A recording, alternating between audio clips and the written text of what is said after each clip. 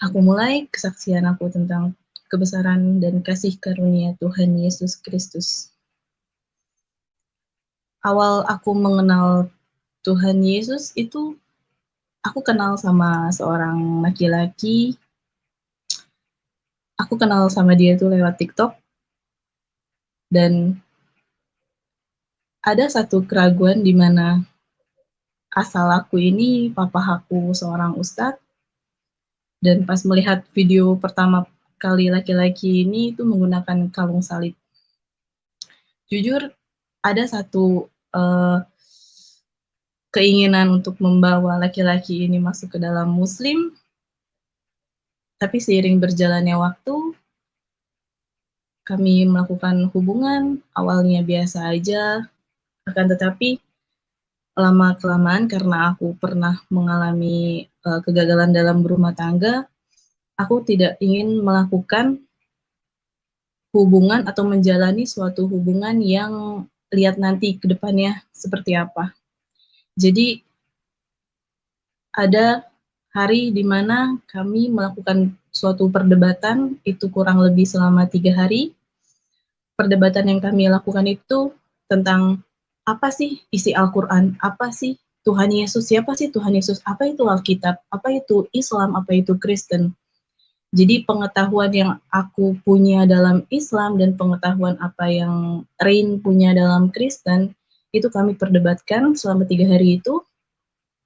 Lalu pas di hari ketiga, di mana kami sudah benar-benar capek, sudah benar-benar pasrah dengan istilahnya keadaan yang nggak bisa memungkiri kalau sebenarnya Tuhan tuh, kita tidak pantas untuk menghakimi Tuhan siapa yang benar.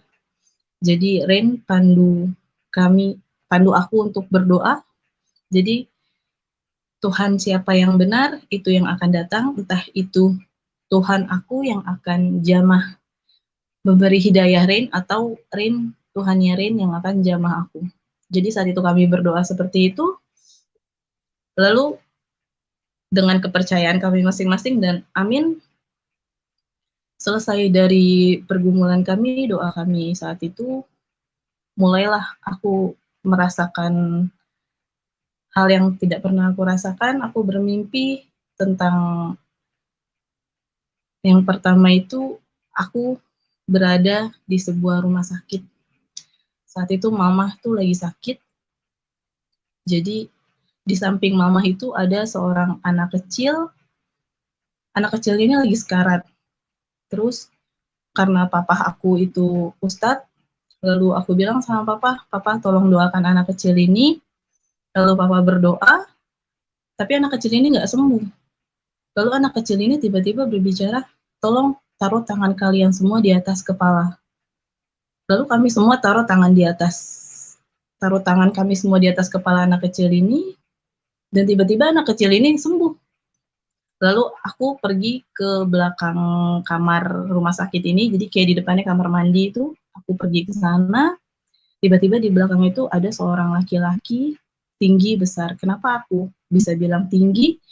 Karena laki-laki ini berkata, tolong peluk aku.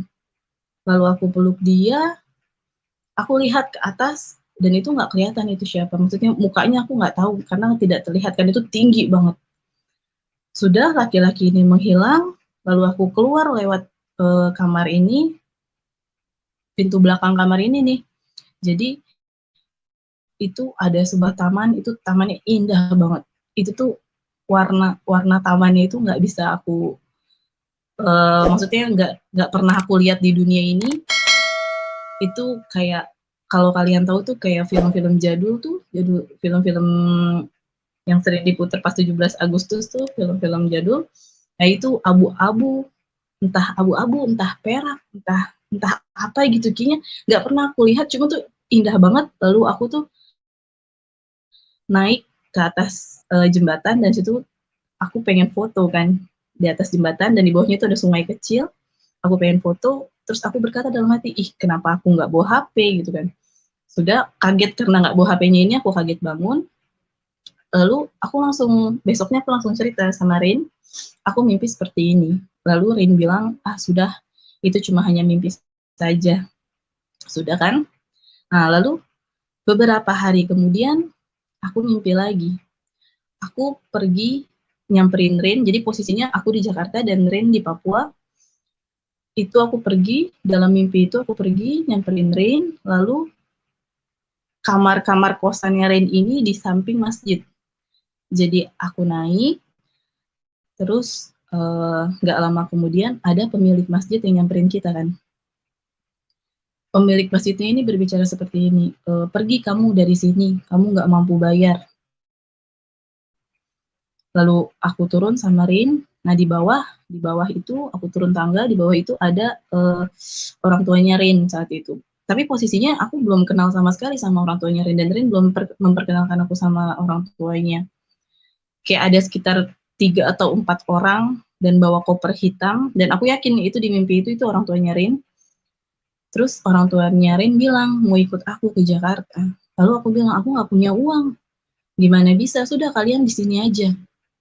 Terus nggak lama aku pergi dan aku ketemu sama satu orang pilot. Dan pilot ini aku berbicara sama pilot ini, Pak, aku pengen ke Jakarta, bisa bawa aku?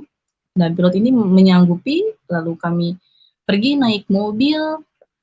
Jadi naik mobilnya itu cuma sampai ke ujung gang. Sudah, aku bangun, mimpi itu selesai, aku bangun, lalu aku cerita lagi sama Rin mimpi yang aku alami. Tapi Rin sekali lagi dia bilang, sudah itu hanya mimpi saja, nggak usah terlalu difikirkan. Sudah kan? Beberapa hari kemudian aku bermimpi lagi. Itu aku berada di sebuah masjid dan kami mau melaksanakan sholat berjamaah. Aku masuk ke dalam syaf sholat, lalu di tengah-tengah tuh ada seorang laki-laki, itu kayak apa sih, kayak tim penilai gitu, kayak dia tuh megang buku gitu kan, kayak penilai yang merhatiin kita. Di tengah-tengah, persis di tengah-tengah di dalam masjid tuh, lalu orang laki-laki ini bilang, kalian semua salah, kalian harus mundur ke belakang 6 langkah. Tidak lama kemudian imam masjid ini, imam sholat ini, dia mundur ke belakang dan kami nggak jadi sholat.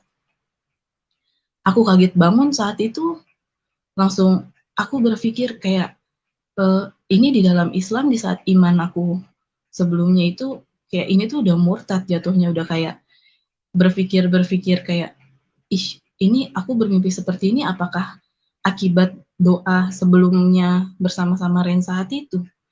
Jadi aku takut, bener-bener takut, kenapa aku bisa bermimpi sekian banyak tentang hal-hal yang rohani kayak gitu kan. Lalu aku telepon Rin, aku bilang, aku cerita tentang mimpi itu, terus aku bilang sama Rin, aku takut, aku harus kayak gimana. Dan aku juga berpikir, aku cari-cari tahu, ternyata menurut pendapat aku saat itu, tidak ada yang bisa memastikan kenapa kita bisa bermimpi.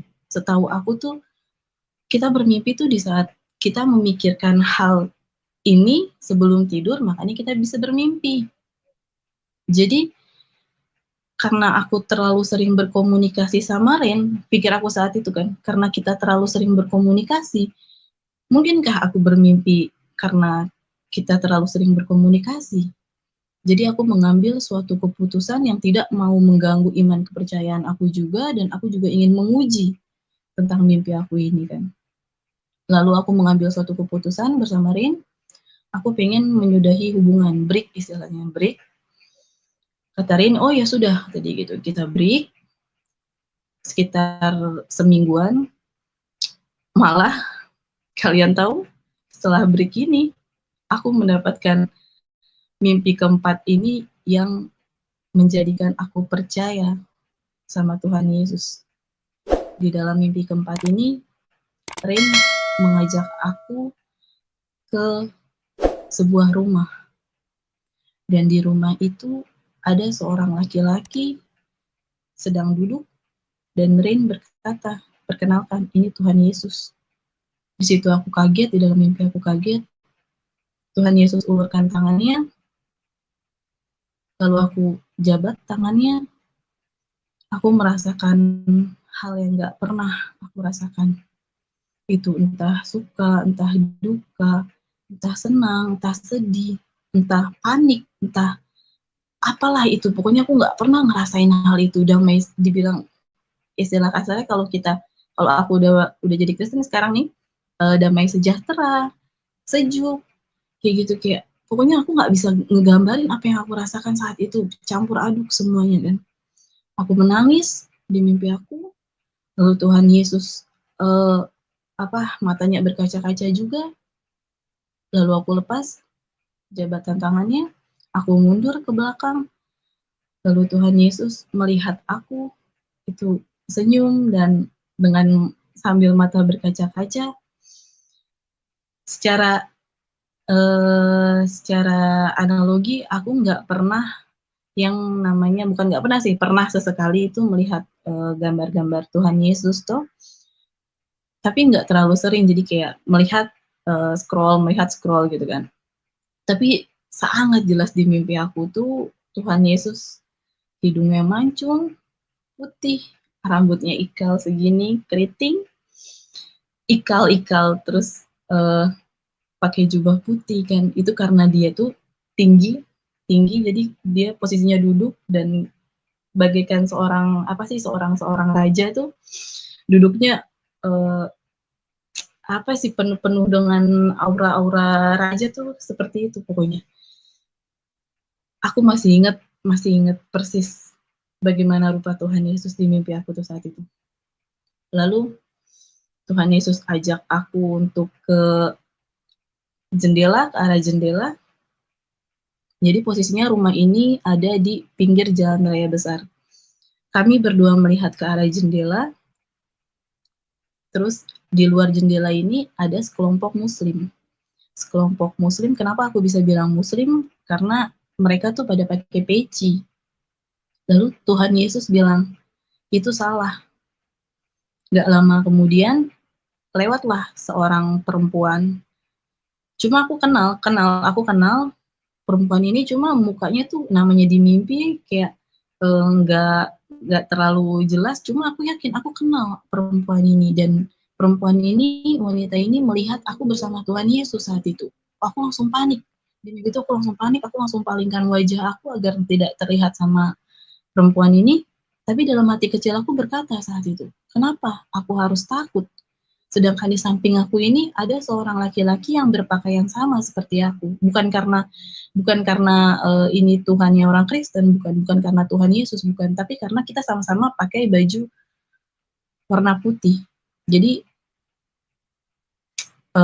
secara garis besar kalau misalnya kita sama-sama pakai baju warna putih itu aku berani gitu kan. Kalau misalnya contohnya kalau misalnya teman kita sama-sama pakai, aku sama teman aku sama-sama pakai baju warna hitam gitu kan, kita mempunyai kekuatan tersendiri. Tapi bukan karena saat di mimpi itu, bukan karena itu Tuhan Yesus, bukan, karena kami sama-sama pakai baju warna putih.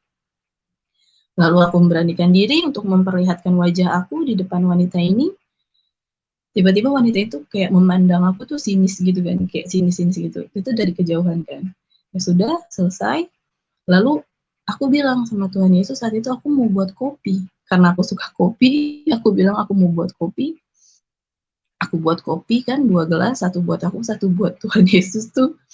Terus aku minum, dan di dapur nih, apa sih namanya, di kayak modelnya kayak meja gitu, ada beberapa roti. Tapi rotinya ini tuh roti kayak buluk gitu, kayak warna-warna roti buluk. Dan aku makan itu sambil minum kopi.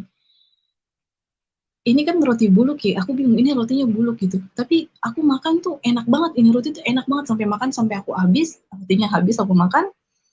Lalu aku menyusul Tuhan Yesus, kan Tuhan Yesus jalan ke arah ruang tamu kan. Aku menyusul Tuhan Yesus, ikutin, aku jalan, aku duduk di bangku ruang tamu, lalu Tuhan Yesus tuh berubah jadi mantan mertua aku. Terus mantan mertua aku minum itu kopi, lalu berubah lagi jadi Tuhan Yesus, lalu berubah lagi jadi mantan mertua aku. Terus nggak lama mantan suami aku datang dari luar, berubah lagi jadi Tuhan Yesus. Nah itu mimpi keempat itu selesai, aku kaget, aku nangis, aku nggak tahu apa yang harus aku lakuin setelah mimpi keempat itu. Lalu aku langsung telepon Rin, aku cerita tentang semua mimpi aku itu. Rin bilang, selamat sayang, Tuhan aku sudah datang, di hati kamu sekarang sudah ada Roh Kudus. Jadi gitu kan kata Rin. Aku benar-benar nangis dan nggak tahu apa yang aku harus lakuin. Aku marah saat itu dan aku berucap kayak gini sama Rin. Kalau memang Tuhan Yesus sudah pilih aku, kan Rin bilang banyak yang terpanggil tapi sedikit yang terpilih. Aku yakin saat itu kalau memang Tuhan Yesus sudah panggil aku atau pilih aku tuh, Tuhan Yesus akan tunjukkan jalannya. Tuhan Yesus akan beri petunjuknya.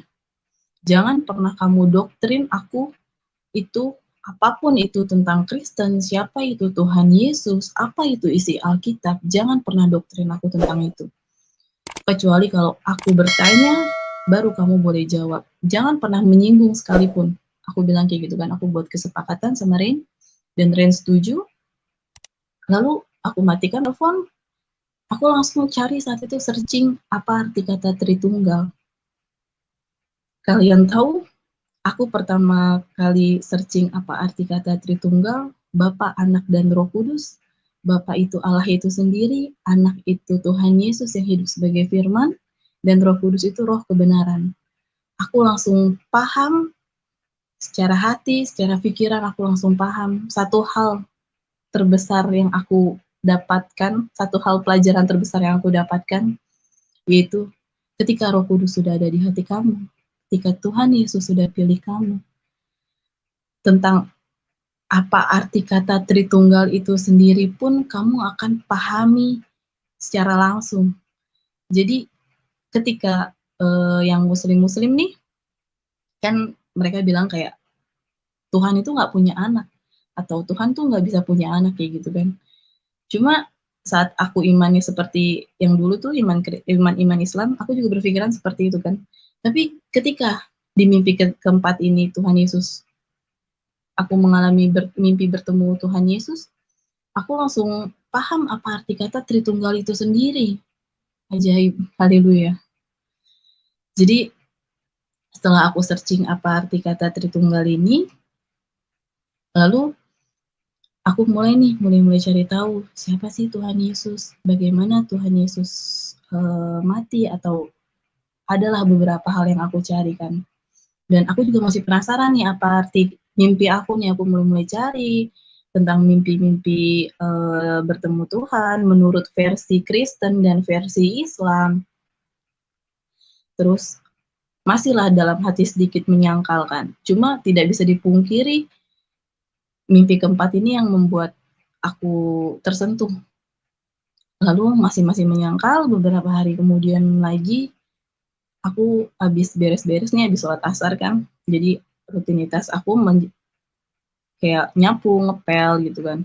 Terus selesai kuliah, itu jam 3 sore waktu Indonesia Barat, itu aku kecapean tidur kan. Kecapean, lalu aku tidur, aku mimpi yang kelima itu, aku berada di sebuah ruangan putih, dan tiba-tiba kayak celing gitu kan, Tuhan Yesus datang lagi dengan jubahnya dan sinar, itu dia menatap aku dengan senyuman, langsung aku kaget bangun, lalu sudah dari mimpi kelima ini, aku memutuskan untuk mencari gereja. Gereja pertama yang aku datangin ini gereja HKBP. Itu lokasinya di Condet. Kenapa aku pilih gereja ini? Karena ini gereja dekat kampus aku kan. Dan aku tahu ya cuman ini gitu kan gereja. Lalu aku datang, masih pakai kerudung bersama anak aku, pakai motor kan. Itu gerejanya tutup, saat itu gereja tutup, tetapi ada penjaganya kan. Terus aku tanya sama penjaganya, Bapak, rumah pendetanya di sini di mana ya? Oh, di situ ditunjukin. Terus ada perlu apa, Mbak?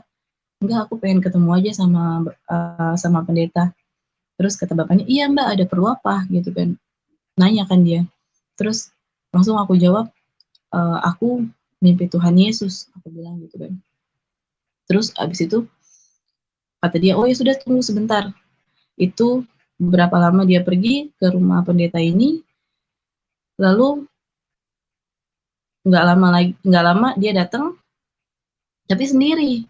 Terus dia bilang, Mbak masuk, kata dia bukakan pintu gerbang gereja, lalu aku masukin motor kan, terus kami bercerita sekitar 10 menitan, bercerita tentang mimpi aku ini. Lalu penjaga gereja ini bilang, "Mbak, rambut boleh sama hitam, tetapi hati orang tidak ada yang tahu. Pendeta boleh sama-sama pendeta, cuma tidak semua pendeta percaya dengan hal seperti ini." Kayak gitu kan. Lalu satu hal pelajaran besar lagi yang aku dapat itu ketika orang muslim banyak yang berbicara, "Lu dibayar berapa masuk Kristen? Lu dapat apa masuk Kristen? Lu dapat uang berapa masuk Kristen?" Ternyata masuk Kristen itu tidak semudah yang kalian pikirkan. Itu dengan harap, misalnya gini, aku datang ke gereja itu dengan harap aku disambut baik, tapi ternyata tidak.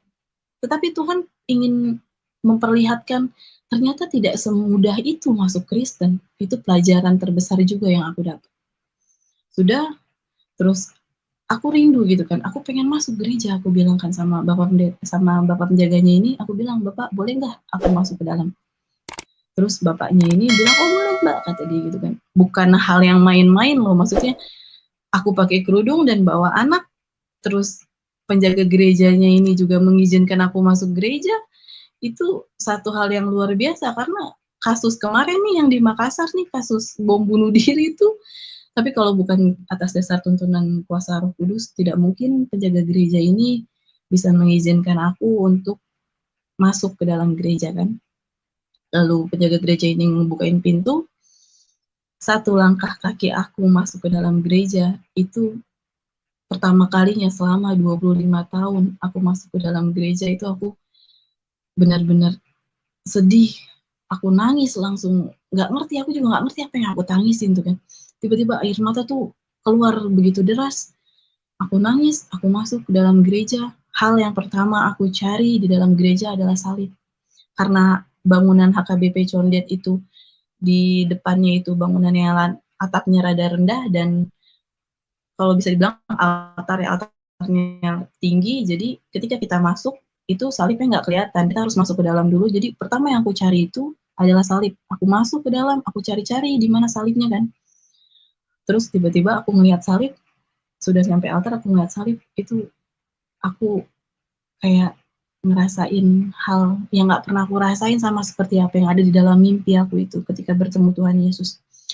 Aku nangis jadi-jadinya, kalau bisa dibilang udah kayak orang kesurupan.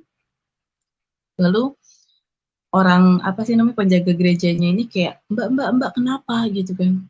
"Nggak tahu Pak, aku nggak tahu, aku kenapa nangis seperti ini," aku bilang, "aku sedih." Terus tiba-tiba kayak, Mbak fine kan?" Maksudnya nggak apa-apa kan? Sampai manggilin temennya kan sendiri, yang satunya lagi. Aku bilang, nggak apa-apa," gitu kan. "Aku butuh waktu sendiri," aku bilang. Sudah, penjaga gerejanya ini ninggalin aku sendiri sama anak-anak aku ya lari-larian gitu dalam gereja. Lalu aku berdoa,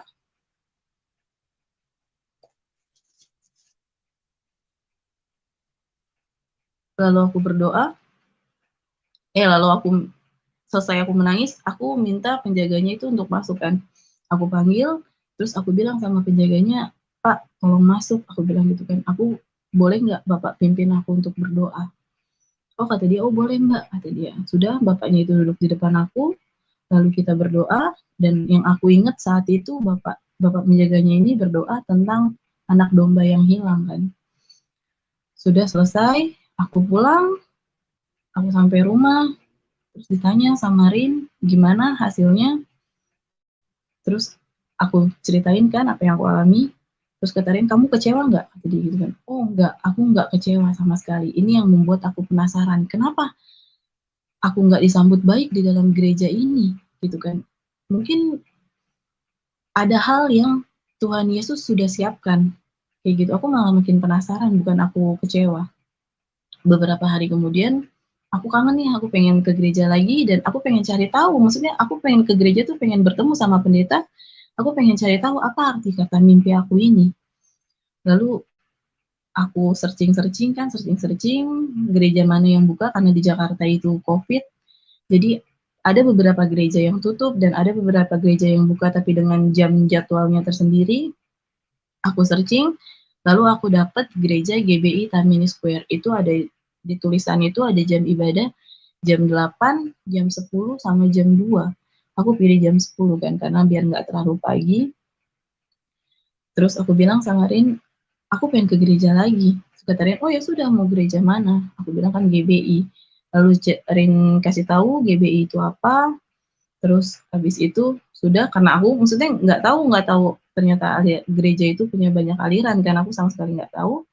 Terus katanya, oh ya sudah, kata dia gitu. Tapi semua gereja itu sama, kata Rin kan. Terus habis itu sebelum aku ke gereja, hari Sabtunya itu aku berdoa kan. Aku berdoa minta Tuhan, kalau memang Tuhan izinkan aku untuk ke gereja GBI Tamini Square ini, Tuhan akan pimpin langkah aku dan Tuhan akan sertai aku gitu kan. Jadi Tuhan nggak berikan halangan sedikit pun. Terus habis itu Rain yang berdoa, maksudnya aku aminkan. Sudah tibalah hari Minggu, itu aku dengan deg-degan, takut ditolak lagi kan. Tapi aku percaya pagi-pagi sekitar hampir jam 10-an, setengah 10 aku turun, karena nggak terlalu jauh dari rumah aku kan, cuma 5 menit. Aku turun ke bawah, aku buka gerbang, itu sama sekali orang tua aku tuh nggak nanya aku mau kemana. Yang aku takutin itu ketika orang tua aku tanya, aku harus berbohong kan. Cuma puji Tuhan, sama sekali orang tua aku tuh nggak tanya aku mau kemana. Aku turun, aku buka gerbang, aku nyalain motor, terus aku gas motor, tiba-tiba tuh aku udah ada di dalam mall itu. Tiba-tiba aku di dalam mall, aku parkir di parkiran basement. Aku lepas kerudung aku naik, aku cari toilet, aku rapihin rambut, baju semuanya. Terus aku naik lagi, jadi gerejanya ini posisinya ada di parkiran atas, di paling atas. Aku naik, terus ternyata itu udah terdengar suara musik kan, udah mulai kan. Terus aku datang, aku ke depan gerejanya ini, aku ditanya sama penjaganya, Mbak mau ibadah, kata dia gitu kan. Iya, aku mau masuk. Mbak udah daftar, kata dia gitu kan. Terus aku bingung, aku tanya, hai kenapa, emang ibadah itu harus pakai daftar ya? Aku bilang gitu kan. Oh enggak Mbak, karena di sini pandemi COVID kan, jadi kita membatasi untuk yang mau beribadah. Jadi gitu kan. Nah otomatis menjaga ini kan langsung berpikiran, ih ini tuh orang baru kah? Maksudnya takut juga dia nih, karena aku nggak tahu apa aturan gereja ini kan. Ini kayaknya orang baru kan, otomatis penjaga ini berpikir seperti itu. Lalu aku sama sekali nggak ngasih tahu latar belakang aku dari Muslim kan, karena aku takut juga ini mau bom bunuh diri kah gitu. Terus aku nggak boleh masuk. Iya Mbak, mohon maaf, nggak bisa, kata dia gitu kan. Kalau mau Mbak tunggu sampai jam 2 siang. Cuma aku bilang, aku pengen masuk sebentar aja, aku bilang kan. Nggak bisa Mbak, gitu kan. Ditolak kan aku. Tapi nggak lama kemudian ada seorang laki-laki, bapak-bapak nyamperin aku, ditanya, ada apa ini, ada apa? Terus aku langsung bilang, aku dari Muslim, aku pengen masuk ke dalam gereja. Aku bilang gitu, aku pengen ikut, aku pengen lihat ibadahnya.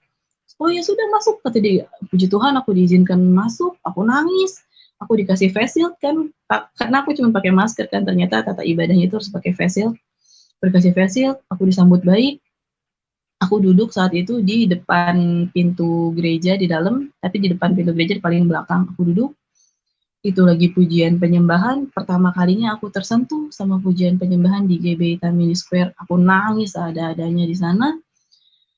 Lalu pelayan gereja namanya Kakak ini, pelayan wanita, terus dia datang nyamperin aku, dia bilang, Mbak selesai ibadah jangan kemana-mana ya, kita ngobrol-ngobrol dulu. Kata dia gitu. Oh ya sudah, selesai pujian penyembahan, itu Bapak Pendeta khotbah, itu khotbah tentang anak domba yang hilang. Itu wow, aku bilang ini sama banget apa yang aku butuhkan, khotbahnya Bapak Pendeta ini. Jadi aku bisa mengerti. Sekali lagi, tidak ada yang kebetulan di dalam Kristen, semua sudah Tuhan rencanakan untuk aku. Aku mengerti, lalu selesai ibadah, aku diajak sama Kakak Gi ke kayak gedung ruang sekretariat gereja tersebut kan. Di dalam tuh ada 3 orang, ada Kakak Gi, Kakak Nomi, sama seorang laki-laki nih. Terus Kakak Gi suruh aku bercerita saat itu, aku bercerita tentang mimpi yang aku alami, Lalu selesai, Kakak Gi bilang tentang siapa tuh Tuhan Yesus. Terus apa sih namanya? Kenapa aku suruh cerita tentang mimpi kamu? Karena banyak orang yang datang. Karena banyak orang yang datang ke sini dengan mimpi hal yang sama kata dia gitu kan. Cuma aku pengen tahu dulu itu benar nggak Tuhan Yesus? Karena kalau misalnya yang Kakak Gi bilang sama aku tuh, kalau misalnya di mimpi aku tuh Tuhan Yesus hanya berbicara tuh beberapa patah kata. Jadi bukan sebuah kalimat yang panjang atau kayak ikut aku gitu kan. Tuhan tidak tidak membuat tidak berbicara tentang tidak memaksakan untuk ikut dirinya kan. Terus di mimpi aku tuh cuman kayak peluk aku itu salah kayak gitu kan. Lalu sudah dipastikan itu memang Tuhan Yesus yang datang.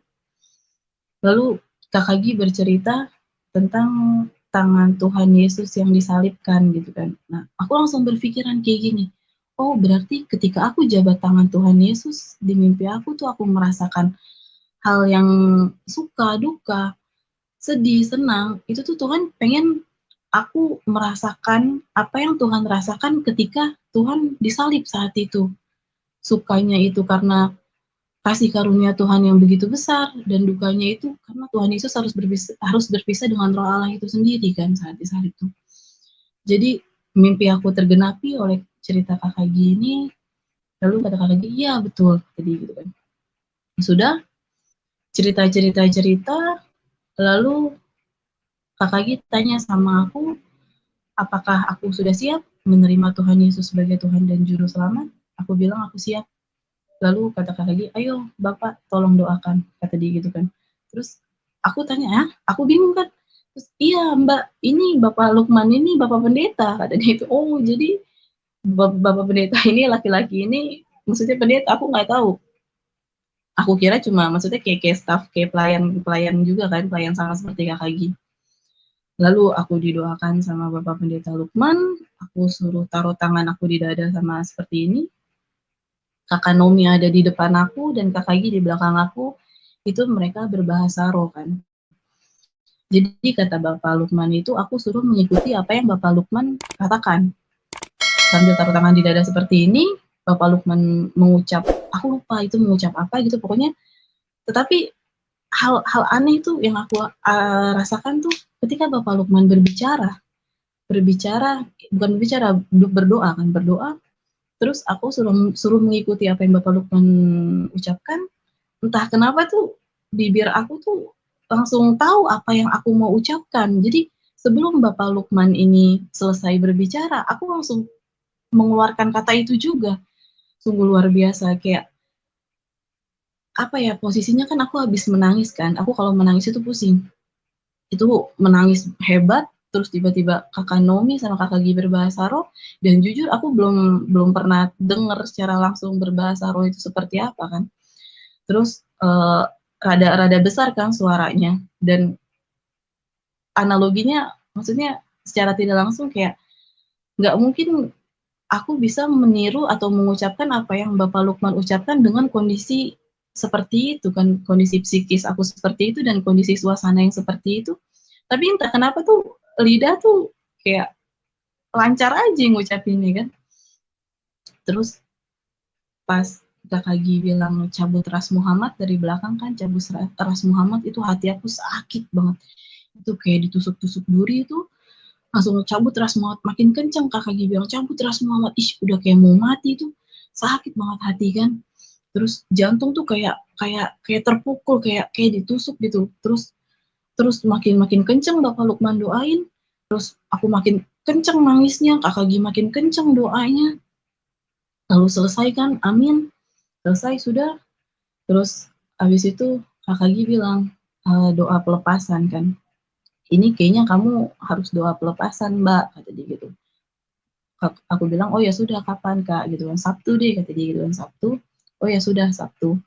Lalu aku pulang, kami tukeran nomor, aku pulang, Kakak Gi chat, lalu tibalah hari Sabtu nih, hari Sabtu. Aku nggak kasih, maksudnya nggak nanya jadi nggak nih doa pelepasan, karena yang aku tahu Kristen tuh masuk ke dalam gereja tuh pakai uang kan, maksudnya yang uang persembahan itu saat itu. Terus aku nggak punya uang kan, sekali lagi aku cuman kuliah dan aku nggak kerja, aku nggak punya uang, aku maksudnya malu kan. Saya perhatikan dan saya ikuti perkembangan umat kita dari waktu ke waktu. Beberapa tahun belakangan ini Bapak Ibu, banyak sekali orang-orang Islam yang murtad. Betul. Banyak sekali yang murtad. Bukan hanya dari kalangan orang-orang yang awam, bukan hanya dari kalangan orang-orang yang miskin, bahkan sampai kepada kalangan yang intelektual, orang-orang yang berada secara ekonomi. Sekarang terjadi fenomena pemurtadan.